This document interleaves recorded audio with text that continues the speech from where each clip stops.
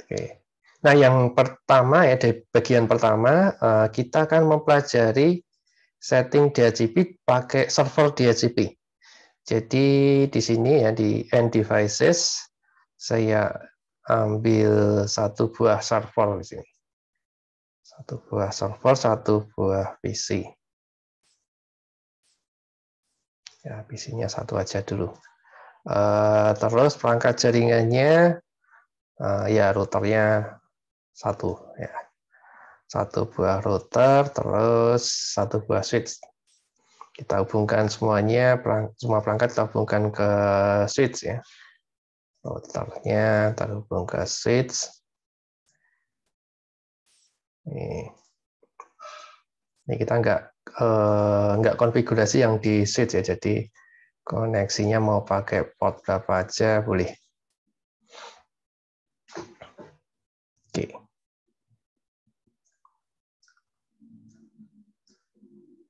Nah, ini misalnya saya ganti nama ini DHCP server. Terus saya tambah satu lagi server ya. Sebagai ini aja sih, pelengkap aja ya. Satu server lagi. Hubungkan kabel. Nah, ini DNS server. Oke, jadi ada DHCP server. Routernya nanti jadi gateway nanti ya. Oke. Tapi kita fokus yang di DHCP server saja dulu. Jadi saya tambahkan alamatnya ya. Misalnya DHCP servernya saya kasih alamat 192.168.1.2/24. Di routernya yang 192.168.1.1/24. DNS server 192.168.1.3/24. Nah, nanti yang PC-nya ini nanti menggunakan konfigurasi otomatis ya, atau DHCP client ini ya, DHCP client.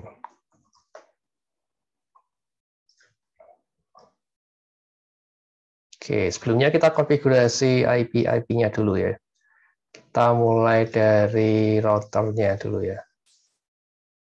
Ini kita pilih, kita tekan N, enable configure terminal. Langsung aja konfigurasi IP ya, di interface EI00 nanti ya. IP ya, address 192.168.1.1, subnet masknya 255.255.255.0. No shutdown. Ya, itu aja konfigurasi di router ya, dia cuma nanti jadi gateway aja ya. Di bagian pertama ini belum kita konfigurasi lebih lanjut. Ini DHCP server kita konfigurasi dulu. Nah, DHCP server pasti IP-nya statik ya, misalnya 192.168.1.2. Subnet masknya 255.255.250. Default gateway-nya kita kasih IP router tadi 192.168.1.1. DNS servernya pakai IP DNS server sini 192.168.1.3. DNS servernya nanti belum kita konfigurasi ya, kita konfigurasi IP-nya aja dulu. Ya, ini cuma sebagai contoh aja ya, bahwa di sini ada DNS server 192.168.1.3, 255.255.250, default gateway 192.168.1.1. DNS servernya 192.168.1.3. Nah, udah konfigurasinya itu aja. Nah, di PC 0 otomatis nanti ya. Desktop, ya, kita gunakan yang DHCP ini. Tapi ini belum bisa ya, karena belum kita konfigurasi DHCP servernya. Oke, nah sekarang kita mulai konfigurasi DHCP server ya. Di DHCP server ini, diklik ya. Di sini ada tab services kalau server ya. Kalau server ada tab services-nya. Di sini ada banyak sekali services. HTTP, DHCP, DHCP6, TFTP, dan seterusnya. Yang kita konfigurasi hari ini yang DHCP ini. Ya, DHCP ini default-nya adalah off, kita on kan. Nah, apa yang perlu kita konfigurasi? Nah, ini selain mengaktifkan ya, untuk mengaktifkan kita servisnya kita on kan, ini jangan sampai lupa kita on kan. Yang perlu dikonfigurasi adalah kita membuat pool di sini ya. Pool itu apa? Pool itu kumpulan IP-nya ya. Kalau di slide-nya saya sebut kumpulan gitu ya. Pool-nya dikasih nama dulu. Ini untuk yang pool pertama namanya biarkan saja server pool seperti ini ya. Karena pernah saya coba ubah nggak bisa ternyata. Tapi kalau pool yang berikutnya bisa kita kasih nama beda. Dibiarkan saja namanya server pool. Nah, kita setting default gateway ini untuk karena cuma satu jaringan ya, satu network ya, maka settingnya sebenarnya sama dengan setting yang tadi ya. Default gateway-nya ya 192.168.1.1. DNS servernya ya DNS server ini ya 192.168.1.3. Oke, nah berikutnya adalah start IP address. Jadi start IP address itu di sini juga kita akan mulai IP yang dipinjamkan ya. Jadi DHCP itu konsepnya adalah meminjamkan IP. DHCP server di sini ya, service DHCP di sini mengelola IP-IP yang akan dipinjamkan ke klien, gitu ya, ke klien.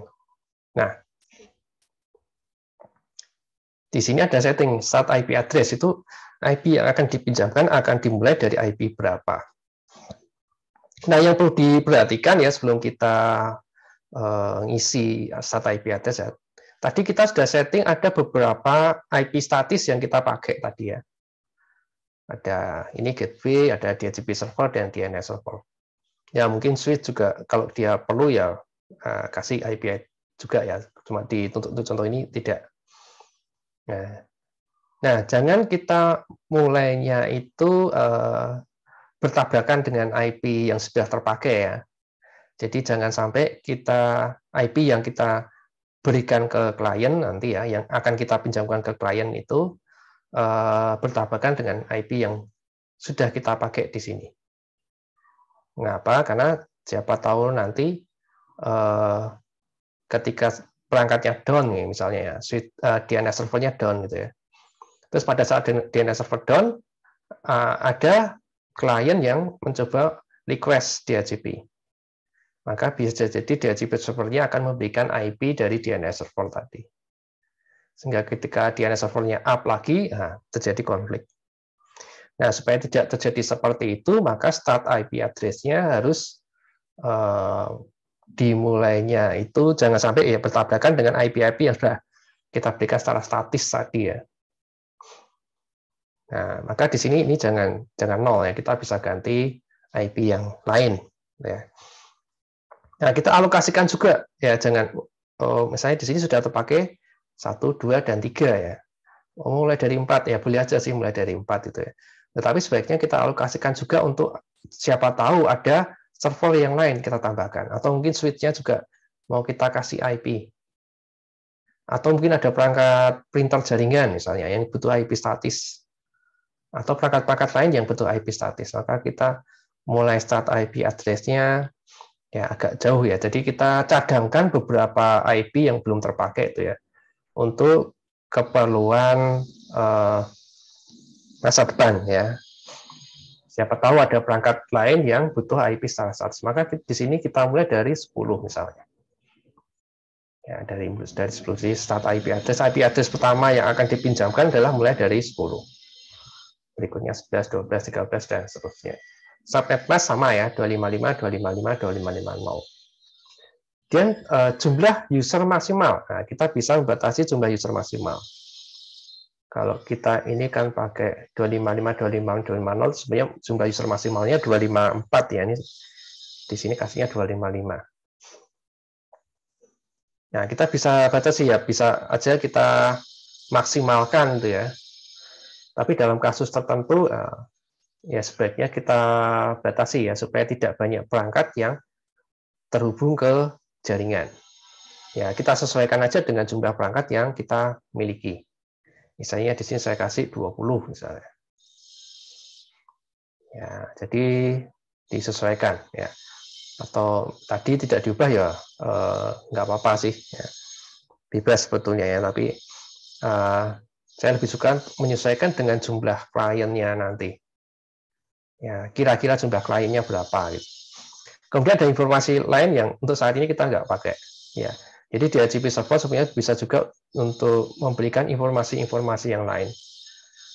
Cuma kliennya belum tentu butuh, ya. Belum tentu butuh dan belum tentu juga meminta informasi tersebut. Jadi ya kita kosongkan aja. Nah kalau sudah ini kita melakukan perubahan, jangan lupa di save ya, klik save. Sehingga ini kan tadinya default gateway 0000, DNS server 000, kalau kita klik save dia akan berubah ya sesuai dengan yang kita isikan. Nah kita perlunya buat satu dulu karena kita masih satu jaringan ya. Kita simpel dulu satu jaringan, jadi kita buat satu pool dulu. Oke, ini servisnya sudah on nanti ya, terus kita cek di client. Kita cek di client, bisa di IP configuration, nah ini sudah dapat nih IP-nya. Ya, 192.168 ya. Karena dia tadi startnya dari 4, ini default gateway-nya kok masih 0 nih. Nah ini masih ada yang salah nih ya. Default gateway-nya masihnya 192.168.1.1. Kita cek tadi di DHCP server, DHCP-nya. Nah, di sini masih sudah benar harusnya. Ya, ini kadang-kadang terjadi keanehan seperti ini. Nah, kalau terjadi keanehan seperti ini, ya kita ubah dari statik ke DHCP atau kalau kita misalnya kita pakai command prompt ya, kita bisa tes kalau kita pakai PC Windows misalnya, kita buka command prompt, kita pengen cek IP-nya dapat berapa, kita bisa gunakan perintah ipconfig. Enter. Nah, kita dapat di sini ya IP-nya 192.168.14, subnet mask-nya 192.125.25.250. Nah, tapi default gateway-nya ini masih 000. Nah, untuk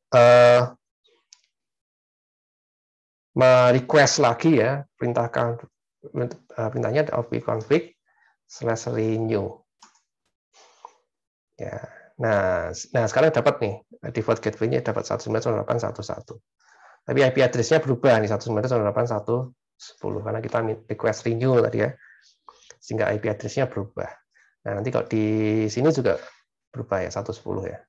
Tapi default gateway-nya dapat 192.168.1.1, DNS servernya 192.168.1.3. Nah, itu cara konfigurasi DHCP ya. DHCP. Jadi kalau konfigurasi kliennya gampang ya. Tadi di sini tadi ya. Di tab services, DHCP, jangan lupa service-nya di-on-kan atau mungkin tadi on-kan-nya terakhir juga boleh ya, tapi jangan sampai lupa ya meng-on-kan-nya. Pool name-nya kalau yang pertama saya sarankan jangan diubah ya, biar server pool gini aja. Kita isikan default gateway, DNS server, start-nya. Oh, start-nya disimulai dari 10. Kok berubah ya? Otomatis berubah. Oh, benar ya. Mulainya dari 10. Hari. Oh, tadi ya. Jadi tadi karena service-nya di-on-kan dulu sebelum di-save tadi ya. Mestinya on-kan-nya terakhir, tapi nggak apa. Ya, sudah benar semua ini ya. Dan PC sudah dapat ya. Kalau misalnya kita tambahkan satu PC lagi. Satu PC lagi. Kita hubungkan. Ya. Ini konfigurasinya DHCP, request, dapat IP-nya, maka IP berikutnya mestinya ya. Nah, belum dapat, oh masih oranye di sini ya. Ini kalau IP-nya 169.254, ini IP-nya link lokalnya Windows ya, APIPA di sini ya. Jadi istilahnya adalah APIPA. Kalau dapat IP 169.254 itu kemungkinan besar belum terkoneksi. Nah, ini sama kayak tadi ya, kita bisa ubah di config/renew. Nah, dapat 111 ya. Default gateway-nya benar dan DNS server-nya juga benar. Oke, ini bagian yang pertama ya dari DHCP, setting DHCP. Ada pertanyaan dulu sebelum saya lanjut ke bagian yang kedua.